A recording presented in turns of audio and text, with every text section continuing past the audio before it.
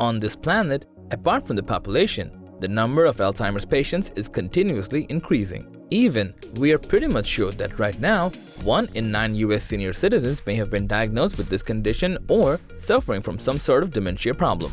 Thus, growing cases of this freaking disease are not new.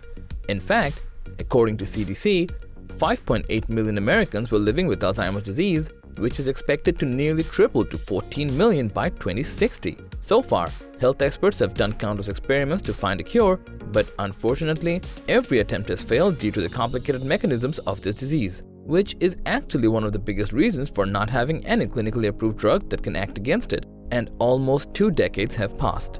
However, when big companies like Pfizer or Johnson & Johnson lost their hope and wrapped up their projects, a sudden announcement changed every calculation that the world had never imagined. Yes, it's none other than the FDA-approved new Alzheimer's drug, Aduhelm, a monoclonal antibody for the treatment of Alzheimer's condition.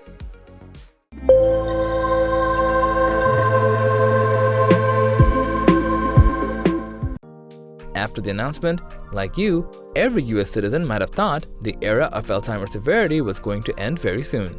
When this news has already hit your discussion table, then another story just shows up, which generates questions against the efficacy of this new drug. As this drug only acts against the buildup of amyloid plaques in the brain, which directly involve memory loss and inability to perform day-to-day tasks, that means it's undoubtedly going to be a great tool to solve Alzheimer's issues. But the heartbreaking fact is that in clinical trials, significant side effects were seen among the case group, and apart from reducing amyloid plaque, other promising results have never been reported yet. Even during the inspection, conflicts among the FDA's own advisory committee were noticed, where after approval, 2 members of a panel of outside advisors have resigned in protest at the agency's decision.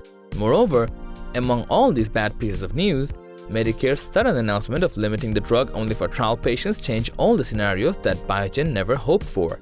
And according to the US Centers for Medicare and Medicaid Services, they will hold a final decision by this current year, April 11, where the decision will be based on comments from companies and patients who have undergone drug trials. Besides Medicare's big steps, due to the high price and hesitation of the insurer, whether they're going to cover this drug or not generate a negative impression over the new drug among mass people remains to be seen.